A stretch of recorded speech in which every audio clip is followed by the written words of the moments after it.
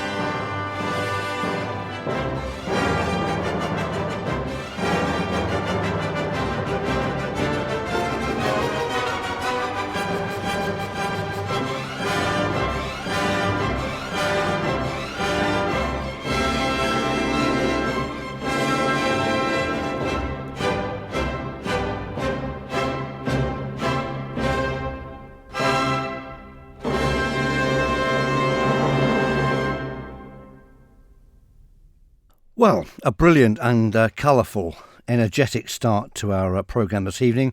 Dvorak's Concert Overture, My Home. Why don't we hear it more often? Well, I just think that conductors just don't know the repertoire. Conductors seem to want to specialise far too soon. So you've got lots of conductors happy to trot out Mahler cycles and yet another Beethoven cycle of symphonies, but they never think to look at other composers. The Carnival Overture of Dvorak is fairly well known, and we've played it with the orchestra. The Hussite Overture, I don't think I've ever heard it live. I have a recording of it, of course. It's a fine piece. My Home, we've just heard. Otello, another concert overture, another very fine piece. And In Nature's Realm, a lovely, lovely piece of pastoral music imbued with sort of Czech spirit, rhythms and dances and wonderful melodies. But we never hear them. Well, we're going to hear something else a little bit later on this evening, a standalone orchestral piece, which I hope you'll enjoy. In the meantime, something unusual, a movement from Dvorak's Serenade, Opus 44, for wind instrument. There are two Dvorak serenades. They're both absolutely gorgeous, one for strings and one for wind. It was composed in 1878. And it's a kind of, a rather elegant homage to Mozart. And it was one of Dvorak's earliest successes. And it's full of wonderful things, melodies and bohemian rhythms. In fact, this particular movement I'm going to play you, the minuet, starts off in a very relaxed, as I say, kind of almost Mozartian manner, and then we get a full-blown Czech dance coming in the middle. Very attractive piece. The minuet then from Dvorak's Serenade for Wind, Opus 44.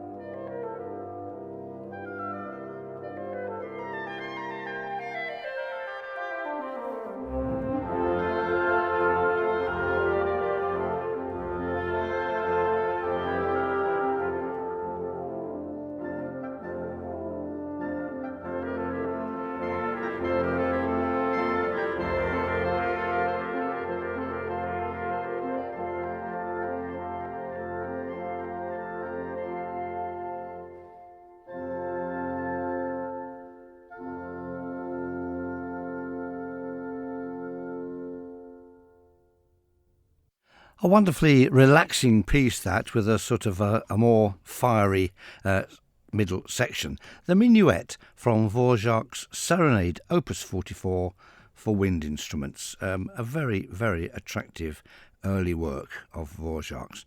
Went some way towards making his name, and I'm not surprised. We have played it on the island a couple of times with the Mill Ensemble. It's quite a challenging piece, although it sounds very relaxed. But, of course, the whole piece would last somewhere around 25 minutes, which is quite tiring for wind players to get their heads round and their lips round, really. You find you're tiring very, very quickly when, say, oboes and clarinets and bassoons, horns indeed, are carrying the full weight of the sort of musical argument, I'll put it that way. However, we may return to that piece in a later programme because it's full of wonderful things. Now, the violin concerto of Dvorak is very little known and very little played, although it has been recorded, so it's not difficult to hear it. Composed in 1879, it was revised in 1880 and 1882 and first performed in Prague in 1883 by a young Czech virtuoso called František Ondřiček. It was then also premiered in London and Vienna, and by 1891 had actually reached the USA. Dvorak consulted great violinist Joseph Joachim, as indeed did Brahms and many other composers embarking on violin concertos, for sort of technical assistance, hence the various revisions. Joachim, presumably being an outstanding violinist, one of the greatest of all time, probably told Dvorak what was practical for the violin and what was not. It's a wonderful piece. It has a slow movement to die for, which I don't know why it's not better known. I have played it here on the programme a couple of times over the years. But why virtuosos these days don't take up this work, I've no idea. They're too busy, I think, concentrating on Mendelssohn, Tchaikovsky, Beethoven, Brahms, Sibelius, concertos, the mainstream sort of the core of the sort of the romantic violin repertoire, and conductors, as I say, don't know these pieces. Concert promoters are afraid of promoting anything in a programme that won't immediately bring in an audience. So you'll hear Mendelssohn's Violin Concerto hundreds of times a year, but you won't hear this. Except, of course, on Max Radio. I couldn't help a bit of a plug there. So here's the finale from Dvorak's Violin Concerto in A minor. Just sit back and enjoy.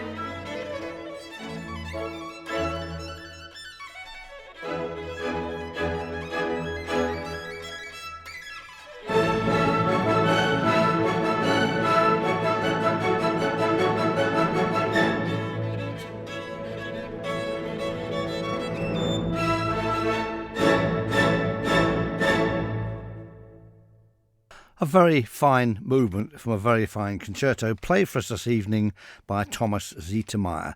That was the finale of Dvorak's Violin Concerto in A minor, and I put out a plea: can we please hear this work played live in concerts all over the UK, everywhere, as often as possible? Maybe even here on the Isle of Man.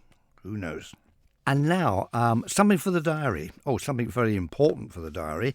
This is the annual concert of the Isle of Man Choral Society, together with the Isle of Man Symphony Orchestra, conducted by Mandy Griffin.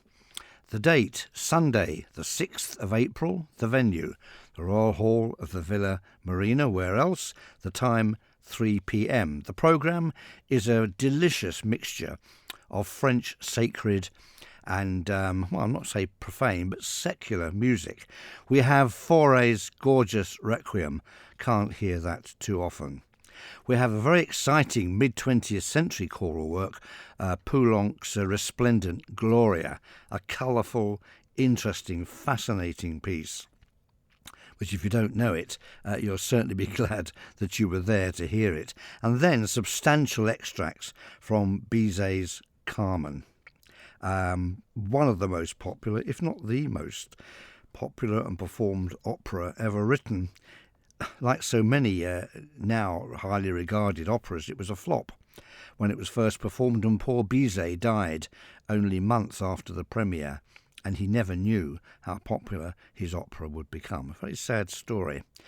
Nevertheless, admission to the Villa Marina will be £15 for adults, and students and under 16s £3. So Isle of Man Choral Society, together with the Isle of Man Symphony Orchestra, under the conductor Mandy Griffin. Sunday, 6th of April, Villa Marina, 3 p.m. A wonderful programme of French sacred and secular music. So we're with Dvorak. Here's something, another standalone piece, which is not as familiar as it should be. It's the Scherzo Capriccioso. Now, scherzo implies a kind of a musical joke, and capriccioso, well, something a little bit off the wall, a little bit capricious. But this is actually quite a serious piece, written about the same time as the Seventh Symphony, a very tough work in Dvorak's canon of symphonies. Composed in 1883 and was premiered that year at the National Theatre in Prague. It's a sophisticated work, if I can say that. I'll try again. It's a sophisticated work and a dramatic work as well. I hope you enjoy it. It's a fascinating piece. Dvorak, Scherzo Capriccioso, Opus 166.